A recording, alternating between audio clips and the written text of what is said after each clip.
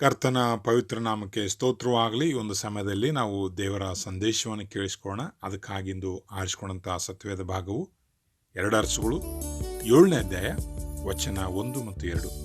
ಹಾಗೆ ಎಲೀಷನು ಅವನಿಗೆ, ಯೆಹೋವನ ವಾಕ್ಯವನ್ನು ಕೇಳು. ಆತನು ನಾಳೆ ಇಷ್ಟು ಹೊತ್ತಿಗೆ ಸಮಾರ್ಯ ಪಟ್ಟಣದ ಬಾಗಿಲಿನಲ್ಲಿ ಗೋಧಿ ಹಿಟ್ಟು ರೂಪಾಯಿಗೆ 12 ಸೇರಂತೆಯೂ ಜವೆಗೋಧಿಯು 24 ಸೇರಂತೆಯೂ ಮಾರಲ್ಪಡುವವು ಅನ್ನುತ್ತಾನೆ ಎಂದು ಹೇಳಿದನು. ಇದನ್ನು ಕೇಳಿ ಅರಸನ ಹಸ್ತಕನಾದ ಸರ್ದಾರನು, ದೇವರ ಮನುಷ್ಯನಿಗೆ ಯೆಹೋವನು ಆಕಾಶದಲ್ಲಿ ದ್ವಾರಗಳನ್ನು ಮಾಡಿದರೂ ಇದು ಸಂಭವಿಸಲಾರದು ಅನ್ನಲು ಎಲೀಷನು ಅವನಿಗೆ, ಅದು ಸಂಭವಿಸುವುದನ್ನು ನೀನು ಕಣ್ಣಾರೆ ಕಾಣುವಿ, ಆದರೆ ಅದನ್ನು ಅನುಭವಿಸುವುದಿಲ್ಲ ಎಂದು ಹೇಳಿದನು. ಈ ಒಂದು ವಾಕ್ಯದ ಆಧಾರದ ಮೇಲೆ ನಾವೇನನ್ನು ಗಮನಿಸ್ತೇವೆ ಅಂತ ಹೇಳಿದ್ರೆ, ಅಲ್ಲಿ ಒಬ್ಬ ಪ್ರವಾದಿ ಇದ್ದಾನೆ, ಮತ್ತೆ ಒಬ್ಬ ರಾಜನ ಕೈ ಕೆಳಗಡೆ ಇರುವಂಥ ಒಬ್ಬ ಅಧಿಕಾರಿ ಇದ್ದಾನೆ. ಆ ಪ್ರವಾದಿ ಹೇಳ್ತಾ ಇದ್ದಾನೆ, ಅಲ್ಲಿ ಒಂದು ದಿನ ಅಂದರೆ ನಾಳೆ ಗೋಧಿ ಹಿಟ್ಟು ರೂಪಾಯಿಗೆ 12 ಸೇರು, ಜವೆಗೋಧಿ 24 ಸೇರು, ಆ ರೀತಿಯಲ್ಲಿ ಮಾರ್ತಾರೆ ಎಂಬುದಾಗಿ ಹೇಳಿದಾಗ ಆ ವ್ಯಕ್ತಿ ಸರ್ದಾರ ಅವನು ಒಂದು ಚೂರು ಕೂಡ ನಂಬೋದೇ ಇಲ್ಲ. ಇದು ಆಗೋದೇ ಇಲ್ಲ, ಪರಲೋಕದಿಂದ ಅವೆಲ್ಲ ದವಸಧಾನ್ಯ ಬಂದರೂ ಅದು ಆಗೋದೇ ಇಲ್ಲ ಅಂತ ಹೇಳ್ತಾನೆ. ಹಾಗಾದರೆ ಇಲ್ಲಿ ಒಂದೊಂದಾಗಿ ನಾವು ನೋಡೋಣ. ಆ ಮಾತು, ಎಲೀಷನ ಮಾತಲ್ಲಿ ನೆರವೇರುವಂಥದ್ದನ್ನು ನಾವು ನೋಡ್ತೇವೆ. ಅಲ್ಲಿ ನೆರವೇರಬೇಕಾದ್ರೆ ಒಂದು ಘಟನೆಯಲ್ಲಿ ನಡೆದಿದೆ. ಆ ಘಟನೆ ಯಾವ ರೀತಿಯಲ್ಲಿದೆ ಅದನ್ನು ನಾವು ಆತ್ಮಿಕವಾಗಿ ತೆಗೆದುಕೊಳ್ಳುವಾಗ ನಮ್ಗೆ ಯಾವ ರೀತಿಯಲ್ಲಿ ಬೋಧಿಸ್ತದೆ ಅನ್ನುವಂಥದ್ದು ತುಂಬ ಇಂಟ್ರೆಸ್ಟಿಂಗ್ ಇದೆ.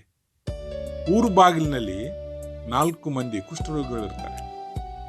3ನೇ ವಚನದಲ್ಲಿ ಅವರು ತಮ್ಮೊಳಗೆ ಮಾತಾಡ್ಕೊಳ್ತಾರೆ, ನಾವು ಇಲ್ಲಿ ಕೂತ್ಕೊಂಡ್ರು ಊಟ ಇಲ್ಲ, ಇಲ್ಲಿ ಕೂತ್ಕೊಂಡ್ರು ನಾವು ಒಂದಿನ ಸತ್ತು ಹೋಗ್ತೀವಿ ಉಪವಾಸವಾಗಿ. ಒಂದು ವೇಳೆ ನಾವು ಒಳಗಡೆ ಹೋದರೆ ಆ ಅರಮ್ಯರ ಸೈನ್ಯ ನಮ್ಮನ್ನು ಹೇಗೂ ಸಾಯಿಸ್ತದೆ. ಯಾಕಂತ ಹೇಳಿದರೆ ನಾವು ಕುಷ್ಠರೋಗಿಗಳು ಪಟ್ಟಣದ ಒಳಗಡೆ ಹೋಗುವ ಹಾಗಿಲ್ಲ. ಹಾಗಾದರೆ ನಾವು ಹೇಗೂ ಸಾಯ್ತೇವೆ, ಅಲ್ಲಿ ಹೋಗಿ ಸತ್ತು ಬಿಡೋಣ ಅನ್ನುವಂಥ ತೀರ್ಮಾನ ಮಾಡ್ತಾರೆ ಆ 4 ಜನ. ಆ ರೀತಿಯಲ್ಲಿ ಅವರು ಪ್ರಯಾಣ ಮಾಡ್ತಾ ಇದ್ದಾರೆ. ಎಲ್ಲಿಗೆ? ಅರಮ್ಯರ ಪಾಳೆಯ ಕಡೆಗೆ. ಅರಮ್ಯರ ಪಾಳೆ ಕಡೆಗೆ ಇವರು ಹೋಗುವಾಗ ಅರಮ್ಯರ ಸೈನ್ಯ ರಥಾಶ್ವ ಸಹಿತವಾಗಿ, ಕುದುರೆಗಳು, ಅನೇಕ ರಥಗಳು, ಸೈನಿಕರು, ಈ ಮಹಾಸೈನ್ಯ ಅಲ್ಲಿದೆ. ಆದರೆ ಅವ್ರಿಗೆ ಏನಾಯ್ತು ಅಂತ ಹೇಳಿದ್ರೆ, ಸಾಯಂಕಾಲ ಆ ಸೈನ್ಯಕ್ಕೆ, ಅರಮ್ಯರ ಸೈನ್ಯಕ್ಕೆ ಆ ಪಾಳ್ಯದಲ್ಲಿ ಅವರ ಕಿವಿಯಲ್ಲಿ ಒಂದು ಸ್ವರ ಕೇಳಿದಂತೆ. ಎಂಥ ಸ್ವರ? ದೊಡ್ಡ ಸೈನ್ಯವೇ ಅವ್ರ ಕಡೆ ಬರ್ತಾ ಇದೆಯೇನೋ ಅನ್ನುವಂಥ ಒಂದು ಸ್ವರ. ಆ ಸ್ವರ ಕೇಳಿದ ತಕ್ಷಣ ಅರಮ್ಯರು, ಅಯ್ಯೋ, ಈ ಸೈನ್ಯ ಬರ್ತಾ ಇದೆ ಎಲ್ಲೋ ಒಂದು ಕಡೆ, ನಮ್ಮ ವಿರೋಧಿಗಳ ಸೈನ್ಯ, ಆ ಮೋಸ್ಟ್ಲಿ ಇಸ್ರಾಯೇಲರು ಇರಬೇಕು, ಅವ್ರು ಬಂದರೆ ನಾವು ಖಂಡಿತವಾಗಿ ಸತ್ತು ಹೋಗ್ತೇವೆ, ಇನ್ನು ಓಡಿ ಹೋಗೋಣ ಅಂತೇಳಿ ಅರಮ್ಯರು ಏನು ಮಾಡ್ತಾರೆ, ಸಾಯಂಕಾಲ ಆದ ತಕ್ಷಣವೇ ಎಲ್ಲರೂ ಅವ್ರ ಪಾಳೆ ಖಾಲಿ ಮಾಡ್ಕೊಂಡು ಇದ್ದಕ್ಕಿದ್ದಾಗೆ ಓಡೋಗ್ಬಿಡ್ತಾರೆ. ಕತ್ತೆ ಕುದುರೆಗಳನ್ನು ತೊಗೊಂಡು, ಏನು ಸಾಮಾನು ತೊಗೊಂಡು ಹೋಗ್ಲಿಕ್ಕಾಗಲ್ಲ. ಸಡನ್ನಾಗಿ ಅವರು ಓಡೋಗ್ಬಿಡ್ತಾರೆ. ಈ 4 ಜನ ಕುಷ್ಠರೋಗಿಗಳು ಅಲ್ಲಿಗೆ ಬರ್ತಾರೆ. ಆ ಪಾಳೆಗೆ ಬಂದು ನೋಡುವಾಗ ಒಬ್ಬರು ಇಲ್ಲ. ಏನಾಯ್ತು? ಅವರೆಲ್ಲ ಓಡಿ ಹೋದ್ರು. ಯಾಕೆ ಓಡೋದ್ರು? ಅವ್ರ ಕಿವಿಯಲ್ಲಿ ಒಂದು ಸ್ವರ ಬಂತು, ದೊಡ್ಡ ಸೈನ್ಯ ಟಕ್ ಟಕ್ ಟಕ್ ಅಂತೇಳಿ ಯಾವ ರೀತಿಯಲ್ಲಿ ಕುದುರೆಗಳ ಶಬ್ದ ಬಂತೋ ಏನೋ, ಓಡಿ ಹೋದ್ರು. ಇಲ್ಲಿ ಒಂದು ಪ್ರಶ್ನೆ, ಅಂತ ಸ್ವರ ಅರಮ್ಯರ ಸೈನ್ಯಕ್ಕೆ ಅಥವಾ ಅವರ ಪಾಳ್ಯದಲ್ಲಿರುವವರಿಗೆ ಕೇಳಲಿಕ್ಕೆ ಏನ್ ಕಾರಣ? ಅಲ್ಲಿ ಆ ಒಂದು ಸ್ವರ, ಆ ಘೋಷಣೆ ಯಾರು ಮಾಡಿದ್ರು? ಅಲ್ಲಿ ಗಮನಿಸ್ಬೇಕು, ದೇವರು ಆ ಕಾರ್ಯವನ್ನು ಮಾಡಿದೆ. ಯಾಕಂತ ಹೇಳಿದ್ರೆ ಎಲೀಷನ ಒಂದು ಮಾತು ಕೊಟ್ಟಿದ್ದ, ಅಲ್ಲಿಗೆ ನಾನು ಬರ್ತೇನೆ. ಆಗ ಇವ್ರೇನ್ ಮಾಡ್ತಾರೆ, ಈ 4 ಕುಷ್ಠರೋಗಿಗಳು ಆ ಗುಡಾರಗಳ ಒಳಗಡೆ ಹೋಗಿ ಎಲ್ಲ ಅವ್ರಿಗೆ ಬೇಕಾಗಿರುವಂಥ ಊಟ ಮಾಡಿ, ಬಟ್ಟೆಗಳನ್ನು ತಕ್ಕೊಂಡು, ಬೆಳ್ಳಿ ಬಂಗಾರ ತಕ್ಕೊಂಡು, ಮತ್ತೆ ಏನು ಮಾಡ್ತಾರೆ ಅಂದರೆ ತಿರುಗಿ ಅವ್ರು ಎಲ್ಲಿದ್ರು ಅಲ್ಲಿಗೆ ಬರ್ತಾರೆ. ನಾವೇನೋ ಊಟ ಮಾಡಿದೀವಿ, ನಾವೇನೋ ಒಳ್ಳೆ ಬಟ್ಟೆ ಹಾಕ್ಕೊಂಡಿದ್ದೀವಿ, ಬೆಳ್ಳಿ ಬಂಗಾರ ಸಿಕ್ಕಿತು, ಇನ್ನೂ ಜಾಸ್ತಿ ಇದೆ ಅಲ್ಲಿ, ಅದನ್ನು ತೊಗೊಂಡು ಬರ್ಲಿಕ್ಕೆ ಆಗ್ತಾ ಇಲ್ಲ ಇವ್ರಿಗೆ. ಬೆಳ್ಳಿ ಬಂಗಾರ ಹೊತ್ಕೊಂಡು ಹೋಗಕ್ಕೆ ಆಗ್ತಾ ಇಲ್ಲ, ಊಟ ಎಲ್ಲನೂ ತಿನ್ನೋಕ್ಕಾಗಲ್ಲ. ಎಷ್ಟು ಬೇಕಷ್ಟು ತಿಂದು ಹೊಟ್ಟೆ ತುಂಬಿಸ್ಕೊಂಡು ಆರಾಮಾಗಿದ್ದಾರೆ. ಆದರೆ ಅವರಲ್ಲಿ ಒಂದು ಯೋಚನೆ ಬಂತು, ಈ ಶುಭವಾರ್ತೆ, ಈ ಗುಡ್ ನ್ಯೂಸ್ ಇದೆಯಲ್ಲ, ನಾವಿದನ್ನು ಅಲ್ಲಿ ಹೋಗಿ ಹೇಳದೇ ಇದ್ದರೆ ನಾವು ತಪ್ಪು ಮಾಡ್ತೇವೆ, ನಾವು ಶಿಕ್ಷೆಗೆ ಪಾತ್ರ ಆಗ್ತೇವೆ. ಅದಕ್ಕೆ ನಾವು ಅರಮನೆಗೆ ಓಡಿ ಹೋಗೋಣ, ಅಲ್ಲಿರುವಂಥ ಜನಗಳಿಗೆ ಹೇಳ್ಬಿಡೋಣ, ಅವರು ಬಂದು ತಿನ್ನಲಿ, ಅವರು ಕೂಡ ಒಳ್ಳೊಳ್ಳೆ ಬಟ್ಟೆ, ಬೆಳ್ಳಿ, ಬಂಗಾರ ಎಲ್ಲ ಎತ್ಕೊಂಡು ಹೋಗಲಿ. ಇದು ಶುಭ ಸಮಾಚಾರ, ಇದು ನಮ್ಮಲ್ಲಿ ಇಟ್ಕೊಳ್ಳೋದು ಬೇಡ. ಅವರು 4 ಜನ ತೀರ್ಮಾನ ಮಾಡಿ ಅವ್ರು ಹಿಂತಿರುಗಿ ಯಾವ ಸ್ಥಳದಲ್ಲಿದ್ದರು ಅಲ್ಲಿಂದಲೇ ಅದು ಪ್ರಾರಂಭ ಮಾಡಿದರು.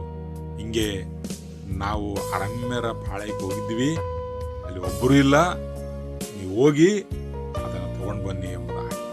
ಕರ್ತನಲ್ಲಿ ಪ್ರಿಯರೇ, ಅಲ್ಲಿ ಏನಾಯ್ತು ಅಂತ ಹೇಳಿದ್ರೆ, ಇಲ್ಲಿ ಗಮನಿಸುವಂಥ ಒಂದು ಸತ್ಯ ಸಂಗತಿ, ಆ ವಿಷಯ ಗೊತ್ತಾದ ಮೇಲೆ ರಾಜನು ತನ್ನೆಲ್ಲ ಜನಗಳಿಗೆ ಕಳಿಸ್ತಾನೆ, ಅರಮ್ಯರ ಪಾಳಕ್ಕೆ ಸೂರೆ ಮಾಡ್ತಾನೆ. ಅಲ್ಲಿ ಆ ಎಲ್ಲ ಗೋಧಿಟ್ಟು, ಜವೆ ಗೋಧಿ ಏನಾಯ್ತು ಅಂತ ಹೇಳಿದ್ರೆ ಮಾರಲ್ಪಡ್ತದೆ. ಯಾವ ಥರ? ಕೇವಲ ರೂಪಾಯಿಗೆ 12 ಸೇರಿನಂತೆ. ಜವೆಗೋಧಿ 24 ಸೇರು 1 ರೂಪಾಯಿಗೆ ಮಾರಲ್ಪಟ್ಟು. ಅಲ್ಲಿ ಮುಖ್ಯವಾಗಿ ಗಮನಿಸುವಂಥ ಒಂದು ವಿಷಯ, ಎಲೀಷನು ಹೇಳಿದ ಮಾತು ನೆರವೇರಿತು. ಆದರೆ ಆ ಸರ್ದಾರ್ ಇದ್ದನಲ್ಲ, ಆ ಊರು ಬಾಗಿಲು ಕಾಯುವುದಕ್ಕಾಗಿ ಕಳಿಸಿದ್ದಲ್ಲಿ ಅವನು ಜನರಿಂದ ತುಳಿಯಲ್ಪಟ್ಟು ಸತ್ತನು. ಅಲ್ಲಿ ನಡೆಯುವಂಥ ಗದ್ದಲ ನೋಡಿದನು, ಮಾರುವಂಥದ್ದು ನೋಡಿದನು ಅವನು, ಆದರೆ ಅನುಭವಿಸ್ಲಿಲ್ಲ. ಹಾಗೆ ಎಲೀಷನು ಹೇಳಿದ ಮಾತಲ್ಲಿ ನೆರವೇರಿತು. ನೀನು ಕಣ್ಣಿಂದ ನೋಡ್ತಿ, ಆದರೆ ಅನುಭವಿಸ್ಲಿಕ್ಕೆ ಆಗೋದಿಲ್ಲ. ಇದರಲ್ಲಿ ಆತ್ಮಿಕವಾಗಿ ಯಾವ ಅನ್ವಯಿಸುವಿಕೆ ನಮಗೆ ಸಿಗ್ತದೆ? ಇಲ್ಲಿ ಅನೇಕ ಸಂಗತಿಗಳಿವೆ, ಆದರೆ ಕೆಲವೊಂದು ನಾನು ಹೇಳಲಿಕ್ಕೆ ಇಷ್ಟಪಡ್ತೇನೆ. ಆ 4 ಜನ ಕುಷ್ಠರೋಗಿಗಳು ಯಾರಿಗೆ ಹೋಲಿಕೆ ಆಗಿದ್ದಾರೆ ಅಂತ ಹೇಳಿದ್ರೆ, ಇವತ್ತು ವಿಶ್ವಾಸಿಗಳಿಗೆ, ಸೇವಕರುಗಳಿಗೆ ಅವರು ಹೋಲಿಕೆ ಆಗಿದ್ದಾರೆ. ನಾವು ಹೇಗೂ ಸಾಯ್ತೇವೆ ಎಂಬುದಾಗಿ ಅವರು ಅಂದ್ಕೊಂಡರು. ಪಾಪದಲ್ಲಿದ್ದಂಥ ನಮ್ಮನ್ನ ದೇವರು ತನ್ನ ಸ್ವರಕ್ತದಿಂದ ಬಿಡಿಸಿ ನಮ್ಮನ್ನ ನೀತಿವಂತರನ್ನಾಗಿ ಮಾಡಿದ್ದಾನೆ. ಹೌದು, ಆ ಒಂದು ಬೆಳ್ಳಿ ಬಂಗಾರಕ್ಕಿಂತಲೂ, ಆ ಒಂದು ಊಟಕ್ಕಿಂತಲೂ ಅಮೂಲ್ಯವಾಗಿರುವಂತಹ ನಿತ್ಯ ಜೀವನ ಯೇಸು ಸ್ವಾಮಿ ನಮಗೆ ಕೊಟ್ಟಿದ್ದಾನೆ. ಹಾಗಾದರೆ ಆ ಕುಷ್ಠರೋಗಿಗಳು ತಿಂದು ಕುಡಿದು ಅಲ್ಲೇ ಮಲ್ಕೊಳ್ಳಿಲ್ಲ. ಅವರಂದ್ರು, ಈ ಶುಭವಾರ್ತೆ ನಾವು ಪ್ರಕಟಿಸದಿದ್ರೆ ಇದು ಒಳ್ಳೆಯದಲ್ಲ.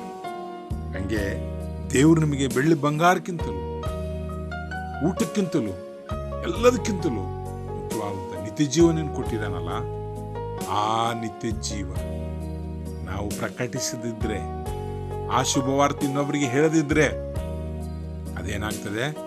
ಅದು ನಿಜವಾಗಲೂ ಶಿಕ್ಷೆಗೆ ಅರ್ಹರು ಮತ್ತು ಅದು ನಮಗೆ ಒಳ್ಳೆಯದಲ್ಲ.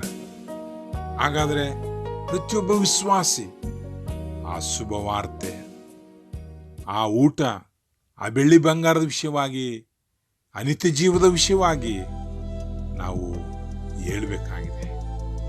ಹಾಗಾದರೆ ಇವತ್ತು ಅದನ್ನು ನಾವು ಹೇಳ್ತಾ ಇದ್ದೇವ, ಅಥವಾ ನಮಗೆ ಸಿಕ್ಕಿದೆ ಸಾಕು ಎಂಬುದಾಗಿ ಊಟ ಮಾಡಿ ಮಲ್ಕೊಳ್ತಾ ಇದ್ದೇವ? ಆ ಕುಷ್ಠರೋಗಿಗಳು ಆ ಕಾರ್ಯ ಮಾಡಲಿಲ್ಲ, ಅವರು ಹಿಂತಿರುಗಿದ್ರು, ಜನಗಳಿಗೆ ಹೇಳಿದ್ರು. ಹಾಗೆ ನಾವುಗಳು ಕೂಡ ನಾವೇನು ಅಂದ್ಕೊಂಡಿದ್ದೇವೋ ಅದು ಆಶೀರ್ವಾದವಾಗಿರ್ಬೋದು, ನಿತ್ಯ ಜೀವವಾಗಿರ್ಬೋದು, ರಕ್ಷಣೆ ಆಗಿರ್ಬೋದು, ಇನ್ನೊಬ್ಬರಿಗೆ ನಾವು ಹೇಳದೇ ಇದ್ರೆ ನಾವು ತಪ್ಪಿಗಸ್ತರಾಗ್ತೇವೆ. ಅದು ಶುಭವಾರ್ತೆ, ಅದು ನಾವು ಹೇಳಲೇಬೇಕು. ಹಾಗಾದರೆ ಕರ್ತನಲ್ಲಿ ಪ್ರಿಯರೇ, ಖಂಡಿತವಾಗಿ ಒಂದು ವೇಳೆ ದೇವ್ರ ನಿಮ್ಮಲ್ಲಿ ಭಾರ ಕೊಟ್ಟಿದ್ದೀಯಾದರೆ ನಮ್ಮನ್ನು ನಾವು ಆ ಕಾರ್ಯದಲ್ಲಿ ತೊಡಗಿಸ್ಕೊಳ್ಳೋಣ. ಅನೇಕರಿಗೆ ಈಗೋ ಅಲ್ಲಿ ನಿತ್ಯ ಜೀವಿದೆ, ಯೇಸುವಿನ ಮೂಲಕ ನಿತ್ಯ ಜೀವಿದೆ, ಯೇಸು ಮೂಲಕ ರಕ್ಷಣೆ ಇದೆ, ಯೇಸುವಿನ ಮೂಲಕ ಪರಲೋಕಕ್ಕೆ ದಾರಿ ಎಂಬುದಾಗಿ ಹೇಳೋಣ. ಆ ರೀತಿಯಲ್ಲಿ ಹೇಳಲಿಕ್ಕೆ ದೇವರು ತಾನೇ ನಿಮಗೆ ಮನಸ್ಸು ಕೊಡಲಿ, ಧೈರ್ಯ ಕೊಡಲಿ ಎಂಬುದಾಗಿ ನಾವು ಬೇಡಿಕೊಳ್ಳುತ್ತಾ ಪ್ರಾರ್ಥಿಸುವ.